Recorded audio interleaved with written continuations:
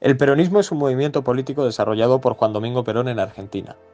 A pesar de que Perón estuvo en el poder entre los años 1943 y 1955, el peronismo, o justicialismo, ha tenido y tiene una gran influencia en el panorama político en Argentina, y que ha evolucionado en los últimos años para convertirse en movimientos como el menemismo o el kirchnerismo.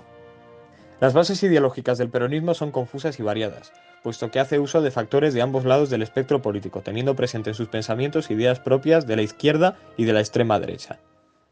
Destacan entre algunas de sus características la gran influencia que tienen los numerosos sindicatos en el país, que pueden llegar a paralizarlo por completo, y el marcado carácter emocional en sus discursos, haciendo que se trate de un movimiento que llegue muy fácilmente a las masas populares. Pero antes de indagar más en este movimiento que ha cambiado a Argentina durante más de 70 años, vamos a analizar la situación de Argentina antes de la llegada de Perón al poder. Desde la aparición de una constitución en 1853 y con la presidencia de Nicolás Avellaneda en 1876, el país sufre una apertura comercial y económica que impulsaron su crecimiento. Por ejemplo, la población aumentaba un 3,5% cada año, pasando de unos 3,3 millones de habitantes en 1890 a 7,5 millones en 1913. Además, la renta per cápita era similar a la de Estados Unidos, antes de la Primera Guerra Mundial, gracias en parte a su exportación de carne y cereales. El PIB del país era igual al 50% del PIB de toda América Latina y el sueldo en Argentina era bastante similar al de un neoyorquino. Durante los años 20, Argentina se situaba entre una de las 20 naciones más prósperas en el mundo, pero con el crack del 29 y la Gran Depresión, aquella economía tan liberal y próspera fue convirtiéndose en intervencionismo, autarquía y proteccionismo. Junto a la inestabilidad económica llegó la inestabilidad política, y es que durante los años 30 se sucedieron una serie de golpes de Estado que hicieron que llegase al poder los militares. El 24 de febrero de 1946 se celebraron elecciones a las que se presentaron los antiperonistas en coalición como la Unión Cívica Radical. Ante esto, Luis Gay, antiguo líder del sector más revolucionario de los sindicatos, fundó el Partido Laborista, para el que propuso a Perón como presidente. Además, se crearon otra serie de partidos encabezados por líderes sindicales que también respaldaron la candidatura de Perón. Estos grupos eran muy variados, tanto conservadores como radicales. A pesar de las amenazas, Perón ganó las elecciones con una mayoría absoluta, 55% de los votos y 101 de los 158 diputados. La derrota fue absoluta para los sectores antiperonistas, especialmente para los comunistas y socialistas, que no lograron representación, ya que el discurso popular de Perón había encandilado a algunos de sus antiguos votantes. Respecto a la Unión Democrática, unos escándalos de corrupción y manipulación hicieron mella en su imagen de cara a las elecciones. El fracaso hizo que este partido se disolviese.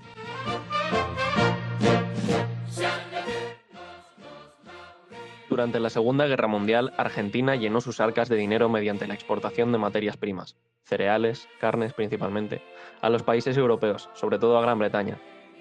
Fue una época de gran prosperidad para el país, sin embargo, dicha situación cambió, ya que Estados Unidos colocó sus excedentes agrícolas en Europa, lo cual generó que se limitaran las exportaciones de Argentina. Por otra parte, las reservas acumuladas se consumieron desmesuradamente, finalizando de este modo con el periodo de gran prosperidad económica. La crisis tocaba a la puerta del país. El gobierno tenía esperanza de que el desarrollo de la industria sacara al país de la situación en la cual se encontraba, pero para ello era necesario el uso de combustibles, acero, maquinarias y demás repuestos que el país en ese momento no tenía. Para salir de la situación, en 1952, el gobierno decidió llevar a cabo un segundo plan quinquenal, el cual tuvo vigencia entre 1953 y 1957.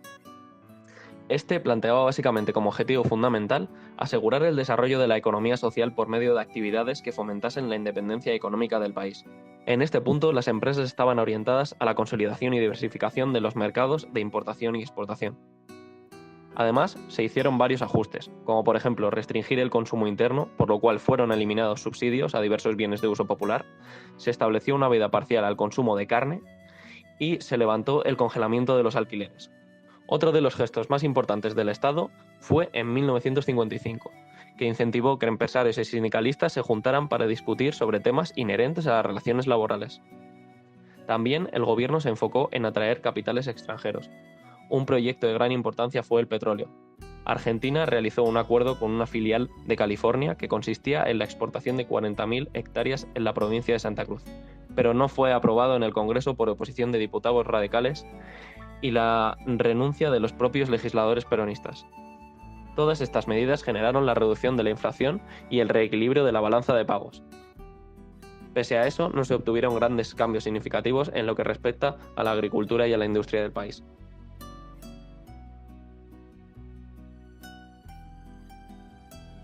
Eva María Duarte, conocida como Eva Perón, fue primera dama tras la asunción de Juan Domingo Perón como presidente de la Nación Argentina, con el que se casó en 1945. También fue actriz y dirigente política.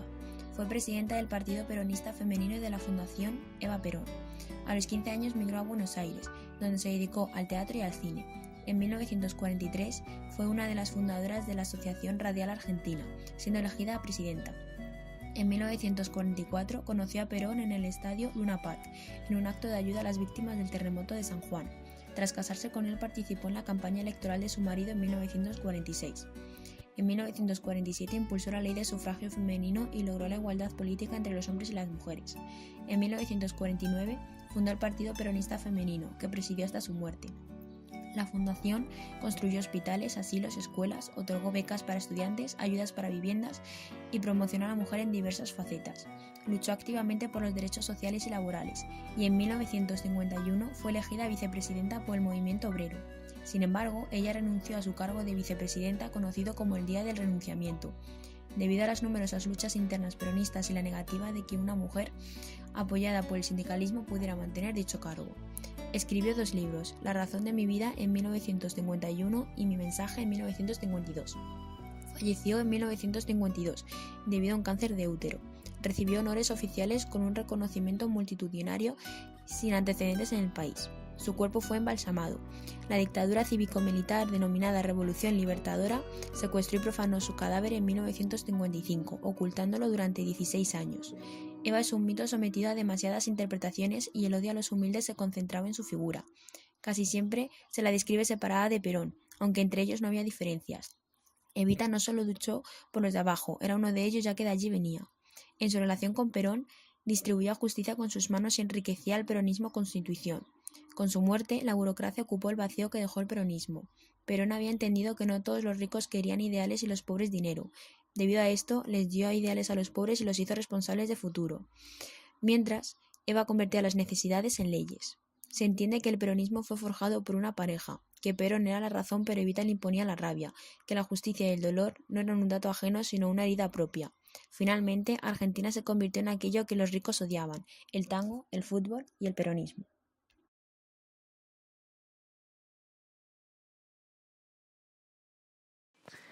Tras el golpe de Estado de 1955 y hasta el año 1973, se sucedió lo que se conoce como la resistencia peronista, en la que fue muy relevante el movimiento sindical. A consecuencia de lo sucedido el 16 de septiembre de 1955, Perón se exilió temporalmente en Paraguay, aunque finalmente acabó por instalarse en Madrid. Durante estos años se sucedieron distintos gobiernos y dictaduras que fracasaron debido al liderazgo incuestionable del peronismo, aun con el objetivo prioritario de excluirlo de la sociedad y la vida política. La Guerra Fría, la Primavera de Praga y la Revolución Cubana tuvieron una fuerte influencia en este conflicto, pues entre otras cosas demostraron la eficacia de las guerrillas como forma de derrotar los gobiernos dictatoriales. El 28 de junio de 1966, la dictadura autodenominada Revolución Argentina, liderada por Onganía, tomó el poder y suprimió toda actividad política. A consecuencia de ello, aumentaron las insurrecciones, sobre todo por parte de las juventudes, aunque también de las clases medias, en las que se realizaron incluso ejecuciones y secuestros de aquellos que colaboraban con la dictadura. La caída de Onganía provocó la toma del poder por parte del general Alejandro Agustín Lanusse, con la idea de un gran acuerdo nacional. Esto, sin embargo, no aminoró las luchas guerrilleras, a las que la dictadura respondió con una extrema represión, llegando a asesinar a 16 presos políticos en la llamada masacre de Trelew. El GAN fracasó, pero impidió que Perón pudiera presentarse como candidato. Así fue desde el exilio que Perón, ante su incapacidad para ser candidato, tomó la decisión de nombrar a Héctor José Cámpora como representante del peronismo para las futuras elecciones de Argentina.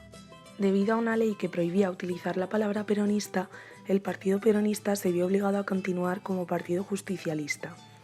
El domingo 11 de marzo de 1973 se celebraron las elecciones generales argentinas, en las que ganó Cámpora con el 49,5% de los votos, asumiendo el poder el 25 de mayo, denominado por algunos medios de prensa como el día más largo del siglo para los argentinos, y dando así por finalizado el periodo de la autoproclamada Revolución Argentina y el exilio de Perón, que regresó al país el 20 de junio.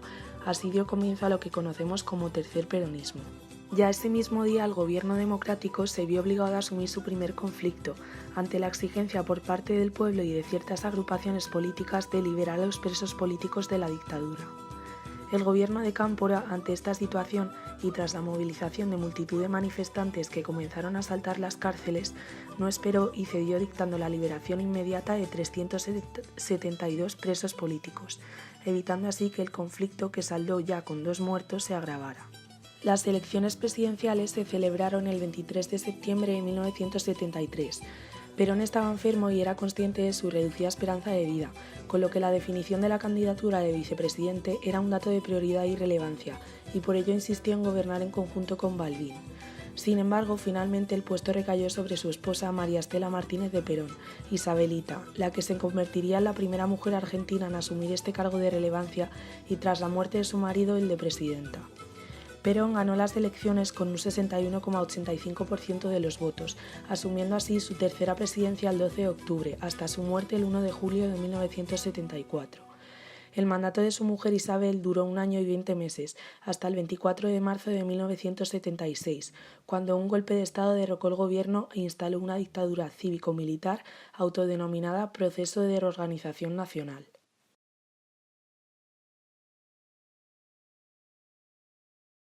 El 24 de marzo de 1976, la Junta Militar dirigida por los comandantes de las 3 Fuerzas Armadas expulsaron del poder al gobierno constitucional de la presidenta María Estela Martínez de Perón y ocupó su sitio el dictador Jorge Rafael Videla, desde 1976 hasta 1981.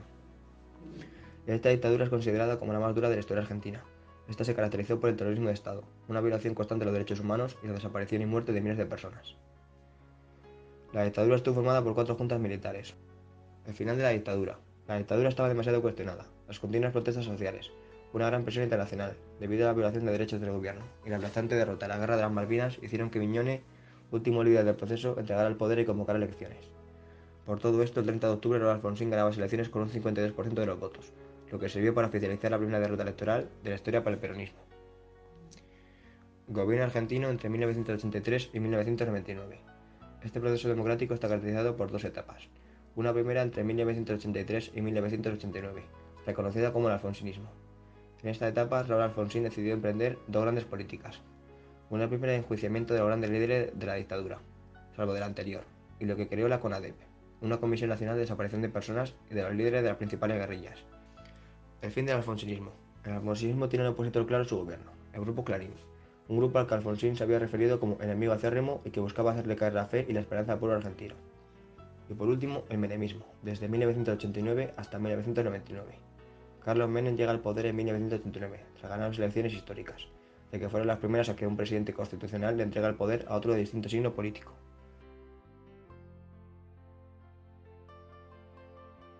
El 10 de diciembre de 1999, Fernando de la Rúa asumió la presidencia al frente de una coalición heterogénea conocida como la Alianza, integrada por la Unión Cívica Radical y el FREPASO. La heterogeneidad de la alianza llevaría a conflictos internos que redujeron su apoyo político y terminaron aislando y debilitando al presidente. En diciembre del 2000 no podían pagar la deuda externa y acordaron con el Fondo Monetario Internacional una operación que se llamó blindaje, por la que ponían a su disposición 39.700 millones de dólares a cambio de que Argentina aprobara una nueva ley de flexibilización laboral. A partir de febrero de 2001, la economía empeoró y en marzo de ese año, de la Rúa designó como ministro de Economía a Domingo Cavallo, quien en 1982 había erradicado una deuda externa en Argentina. El 19 de diciembre por la noche, el presidente de la Rúa anunció por televisión a la población que había decretado el estado de sitio. Millones de personas salieron a la calle, dando inicio a lo que se conoció como el cacelorazo. El 20 de diciembre renunció el ministro Cavallo. Ese mismo día, por la tarde, el presidente de la Rúa firmó su renuncia. El 27 de abril de 2003 se realizó la primera vuelta de elecciones para elegir presidente. 5 candidatos reunieron la mayoría de los votos. Menem, Néstor Kirchner, Ricardo López Murphy, Adolfo Rodríguez Sá y Elisa Carrió.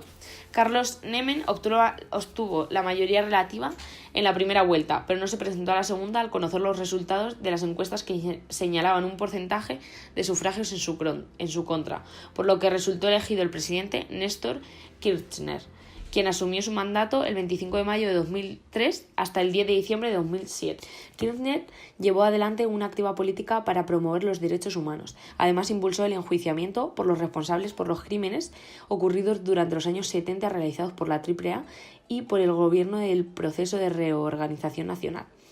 La renovación de la Corte Suprema de Justicia durante los primeros años del gobierno de Kirchner, con la designación de Eugenio Raúl Zaffaroni en 2003 y Elena Haidt de Nolasco y Carmen María Argüey en 2004, fue vista y es usualmente reconocida por la oposición como un paso positivo que brinda más independencia al Poder Judicial y equilibra la Corte tanto ideológicamente como por género. En las elecciones de 2005 se produjo una ruptura entre el kirchnerismo y el dualdismo, que llevó a la exclusión de este último del Frente para la Victoria y al enfrentamiento electoral entre ambos sectores. Tras las elecciones legislativas de octubre de 2005, Kirchner ha obtenido una mayoría a nivel nacional y ha logrado desplazar a Duhalde de control. El 10 de diciembre de 2007 asumió la presidencia Cristina Fernández, que en los primeros días de su mandato continuó los lineamientos generales del gobierno de su esposo. Por primera vez en la historia de Argentina, una mujer resultó elegida presidenta de la nación. El 12 de marzo de 2008, las principales asociaciones patronales agropecuarias declararon un paro nacional reclamando la derogación de un nuevo régimen. Al finalizar el paro agropecuario, el gobierno debió enfrentar el derrumbe de la economía mundial causado por la crisis económica de 2008, adaptando una política económica anticíclica de promoción del mercado interno, impulsando la industria automotriz y dando créditos a trabajadores y empresas. En las elecciones presidenciales del 23 de octubre de 2011, Cristina Fernández fue reelecta para el cargo de presidenta. El 9 de mayo del 2012 se sancionó la Ley de Identidad de Género, garantizando el cambio de género atribuido por el Estado a las personas sin otra condición que su voluntad y el derecho a los tratamientos médicos gratuitos. Al dejar Fernández el gobierno en 2015, el gobierno entrante de Mauricio Macri publicó un folleto titulado Argentina, tierra de oportunidades. En las elecciones presidenciales de 2015 resultó elegido presidente de la nación. Del Frente Cambiemos, una alianza entre el radicalismo y el PRO. En sus primeros meses decidió no convocar al Congreso de la Nación y adoptar unilateralmente medidas que requerían el acuerdo del Senado. Entre ellas designó en comisión a 2 ministros de la Corte Suprema y disolvió los organismos establecidos por ley para regular los medios de comunicación audiovisual y las telecomunicaciones.